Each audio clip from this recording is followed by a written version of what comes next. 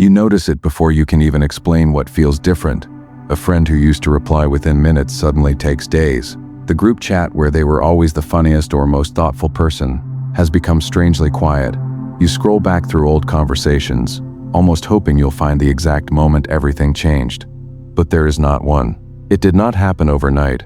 It was more like watching daylight slowly fade until, one evening, you realize the room has been dark for a while. You have probably seen this happen before, even if you never really thought about it.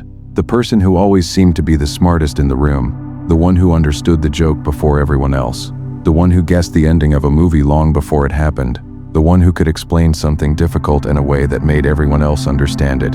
Then, little by little, they seemed to disappear. They did not die.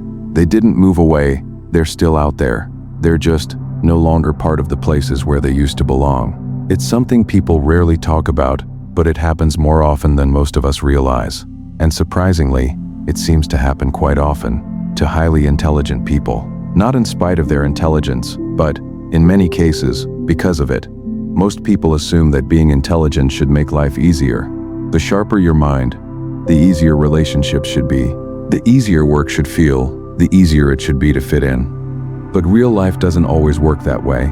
A mind that notices everything doesn't have an off switch. It keeps paying attention long after everyone else has moved on, and after enough time, constantly noticing every little thing becomes exhausting. Eventually, some people begin pulling away from the places that drain them the most. This is not a story about arrogance. It's not about someone believing they are better than everyone else. That's a simple explanation people often tell themselves because it's easier to accept. The real reason is much quieter and much more human. One of the biggest reasons is something most people never notice. It's the constant effort of translating. Many intelligent people spend a surprising amount of their day translating their own thoughts. They turn complicated ideas into simpler words so other people won't feel left out. They also spend time trying to understand thoughts that other people haven't fully expressed yet. They slow down the way they think so conversations feel comfortable for everyone else. It happens during meetings, during family dinners, while talking with friends, almost everywhere. Most people never see this happening. From the outside, it just looks like a normal conversation, but mentally, it takes energy every single time. Think about what it would feel like if you had to speak a second language all day. You could still communicate, people would mostly understand you, but by the end of the day, your mind would feel tired in a way your body couldn't explain. For many intelligent people, that's exactly what everyday conversations can feel like. Not because they're surrounded by people who aren't smart, that's not the point. The tiring part is constantly adjusting the way they think and speak. And there are very few moments when they get to stop. After a while, something changes. Before every conversation even begins, the mind quietly asks a question. Is this really worth the effort? At first the answer is usually yes.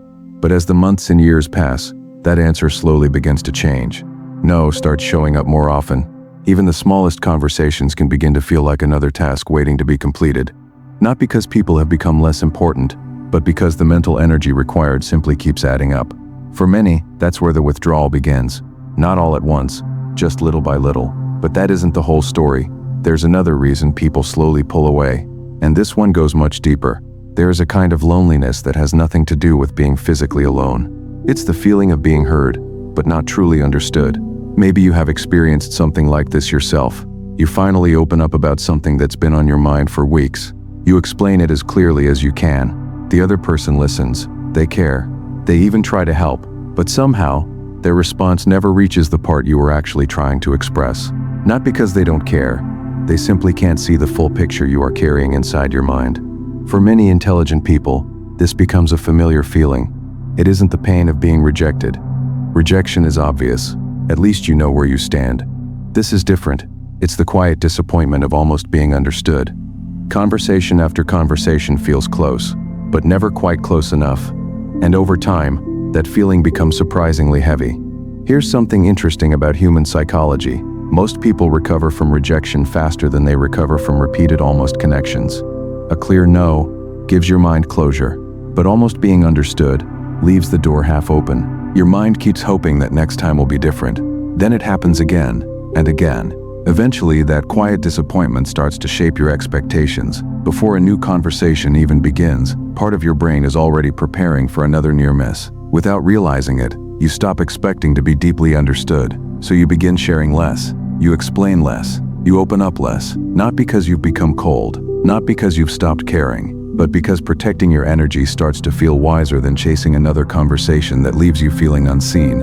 After enough of these experiences, silence feels easier than another almost connection, and that's when many people slowly disappear from social circles, not with anger, not with resentment, just with quiet acceptance. There's another layer to this that people rarely talk about. In fact, it may be the hardest one to understand. Intelligence doesn't only help people solve problems, it also makes patterns easier to notice. Highly perceptive people often recognize emotional patterns long before anyone else does. They notice the friend who only reaches out when they need a favor. They notice small changes in someone's tone that most people completely miss. They notice when a relationship begins drifting apart long before anyone says a word. Sometimes they can sense where a situation is heading weeks, or even months in advance. That is not always a gift. Sometimes it's exhausting. Imagine watching a slow-motion ending that no one else can see yet. Everyone around you is enjoying the present moment. Meanwhile, your mind is quietly connecting pieces that point toward an ending. You don't want to be right. In fact, you hope you're wrong. But many times, the pattern unfolds exactly as you expected. That doesn't make someone cynical. It simply means they've become very good at recognizing patterns. The problem is that seeing what is coming does not make it hurt any less. Sometimes it hurts even more, because you live with that knowledge long before everyone else catches up. Staying present becomes difficult when part of your mind already knows how the story is likely to end. So, little by little, some people stop investing so much of themselves. Not because they dislike people, not because they have given up on relationships. They are simply tired of carrying the emotional weight of seeing things before they happen. By this point, three quiet struggles have come together. The person who is tired of constantly translating their thoughts, the person who is worn out from almost being understood, and the person who has spent years watching predictable endings slowly arrive. Each struggle seems small on its own, but together they slowly push someone towards silence. From the outside, it looks like they have drifted away. From the inside, it feels more like survival. And that is a very different story. But here is the part that changes the way we should look at all of this. Someone disappearing is not always a sign that they have stopped caring. It is not arrogance, it is not coldness, and it is not a judgment of the people they left behind. Sometimes it is simply what happens when a person has been mentally carrying more than anyone ever realized. Eventually, the mind reaches a point where it cannot keep giving it the same pace. So it starts protecting itself. And from the outside, that protection often looks like silence. If you are the one who has slowly become quieter over the years, please do not see it as proof that something is wrong with you. It does not automatically mean you are broken, and it certainly does not mean you're incapable of building meaningful relationships. Sometimes it simply means you have been paying an invisible emotional price for a very long time. Without even realizing it, you have been spending mental energy in ways most people never notice. One day, some part of you quietly decided it could not keep doing that forever. Pulling away was not about caring less. It was about finding a way to survive without constantly feeling drained. Now, maybe you are on the other side of this. Maybe you have watched someone slowly disappear, someone who used to light up every conversation, someone who once filled every room with ideas, jokes, or thoughtful observations.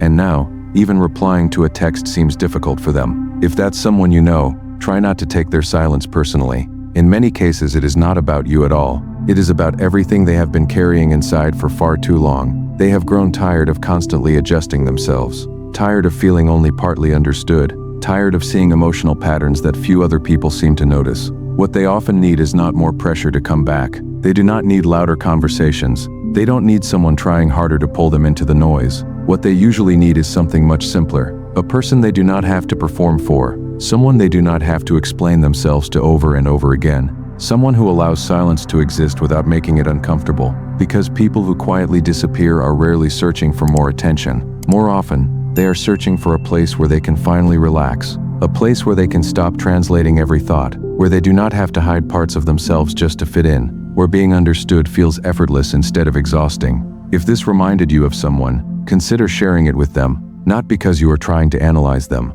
Not because you are trying to fix them. Simply as a quiet way of saying, I have noticed. I understand. And you are not alone. And if this story felt like it was describing you, I hope it reminds you of something important. Going quiet was not your failure. Sometimes it was your mind's way of protecting the part of you that had been working too hard for too long. Healing does not always begin with speaking more. Sometimes it begins with finding people who make you feel safe enough that you do not have to translate who you are. If this way of looking at psychology speaks to you, consider subscribing. And let me know in the comments, which part of this story felt the most familiar to you? I would genuinely love to hear your thoughts. Until next time, take care of your mind and be kind to yourself.